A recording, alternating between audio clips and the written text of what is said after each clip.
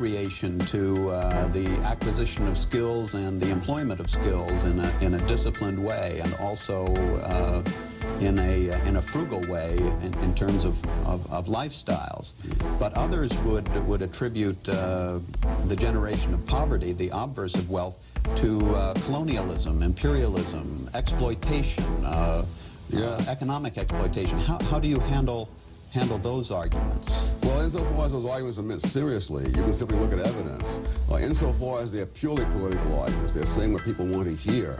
Obviously, there are people who would much rather hear that than to hear the other, because if you think that's the problem, then there's not only a quicker solution, but there's a more emotionally and morally satisfying solution.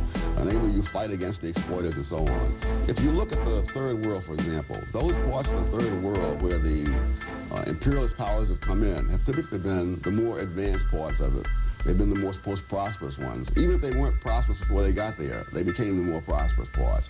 Those parts of the third world that the imperialists have never touched are, almost without exception, the very poorest places on this earth. So you don't find any explanation for poverty and colonialism? The reverse, perhaps? Oh, absolutely. When the Romans, for example, invaded the British Isles, they conquered the southern part of Britain, but they never conquered Scotland. And for centuries thereafter, perhaps for 1,000 years thereafter, Scotland was far behind England in economic and cultural development, because England had the advantage of tying into the whole Roman civilization, and everything that it had created, to some extent, percolated down through the British. That doesn't mean the British were happy with the Romans being there. 1,000 years later, Churchill could say, we owe London to Rome, but that's 1,000 years later, and Churchill didn't have to go through what those people went through.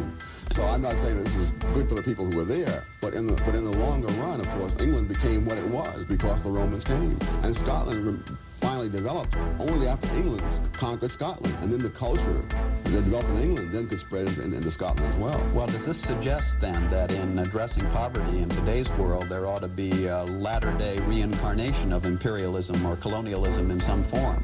No, because I think politically it's impossible. I hear from various parts of some independent nations, they say that they were better off under colonialism and so on. That isn't in the cards.